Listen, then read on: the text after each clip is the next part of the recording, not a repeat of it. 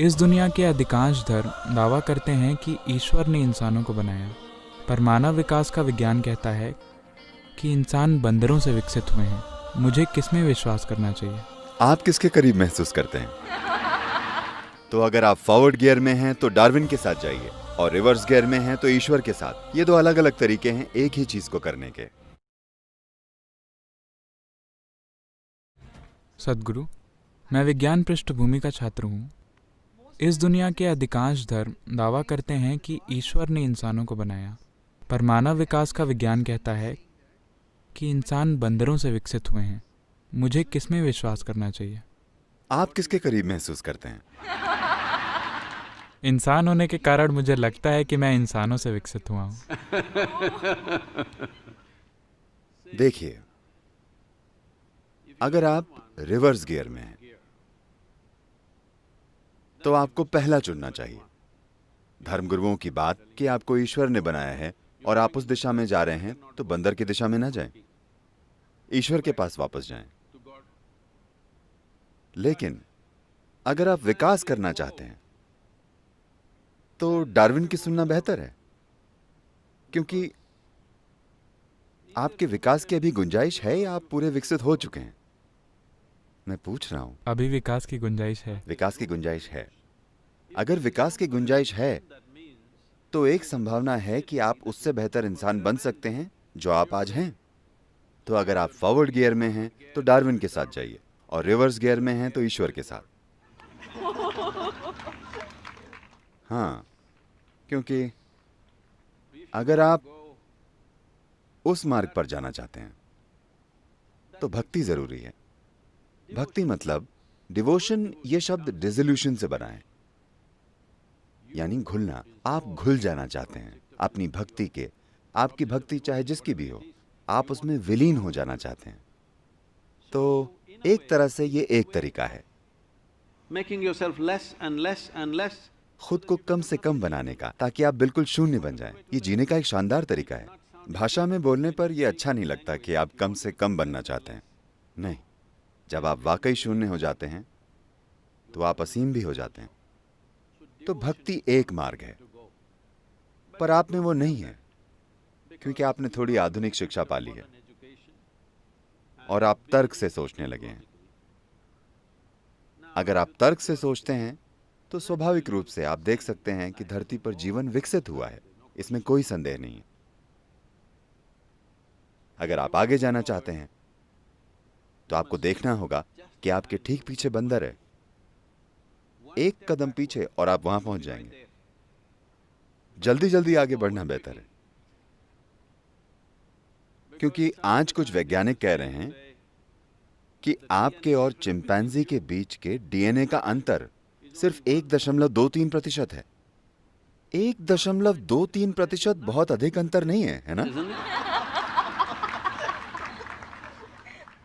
तो अगर आप 1.23% से खुश नहीं हैं तो आपको अपने विकास में तेजी लानी होगी।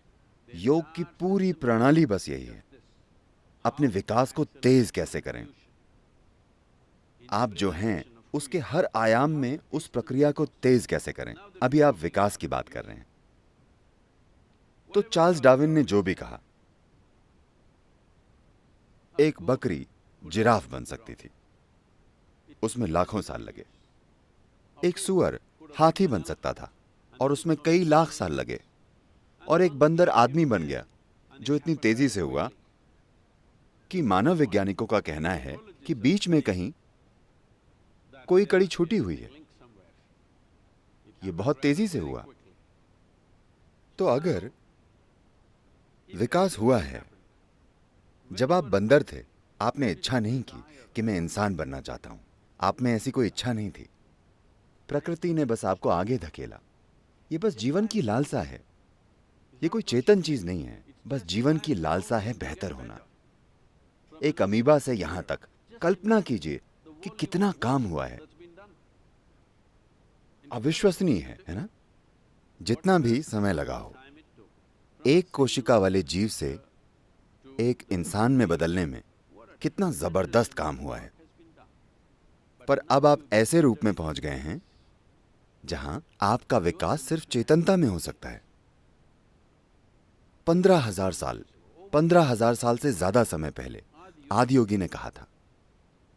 जब उनके 7 ऋषियों ने पूछा, उनके 7 ऋषियों ने उनसे प्रश्न पूछा, जीवन कैसे घटित हुआ? आपने 9 अवतारों के बारे में सुना है? वे क्या हैं? मत्स्य, कूर्मा, वराह, वामन, नरसिंह, परशुराम, कृष्ण, बुद्ध, कल्कि। तो कृपया देखिए कि उन्होंने क्या कहा। ये काफी कुछ चार्ल्स डार्विन के शब्दों की तरह है। पहला है मछली, मत्स्य अवतार। अगला है जल स्थलचर, कछुआ। फिर वे बाकी सभी छोटे रूपों को छोड़कर स्तनपाई पर आते हैं। पहला स्तनपाई जिसकी हम बात करते हैं वो है वराह या सुअर। सुअर को मारना सबसे मुश्किल होता है क्योंकि वो अपने शरीर से बहुत जुड़ा होता है। आज भी अगर आप बुरा बर्ताव करेंगे तो लड़कियां कहेंगी ये सुअर जैसा है, हाँ या ना? तो जो चीज बहुत असभ्य है आप उसे सुअर जैसा कहते हैं। तो पहला पशु स्तनपाई सुअर है। उसके बाद नरसिंह। नरसिंह का अर्थ है आधा इंसान आधा पशु। अगले हैं वामन यानी बौना इंसान। अगले हैं परशुराम जो एक पूर्ण विकसित इंसान है मगर विस्फोटक और बेकाबू, अस्थिर। अगले हैं राम, एक शांतिपूर्ण इंसान। अगले हैं कृष्ण, एक प्रेमपूर्ण उल्लासपूर्ण इंसान। अगले हैं बुद्ध जो ध्यान करने वाले इंसान थे। अगला एक रहस्यपूर्ण इंसान होना है। ये उन व्यक्तियों की बात नहीं है, बस उन लोगों को एक मील के पत्थर की तरह इस्तेमाल किया गया। यही जीवन के विकास की प्रकृति है। कई रूपों में ये डार्विन के विकास के सिद्धांत के साथ साथ चलता है। डार्विन के विकास का सिद्धांत सिर्फ 152 साल पुराना है। आदियोगी ने इसके बारे में बताया था 15,000 साल से भी ज्यादा समय पहले।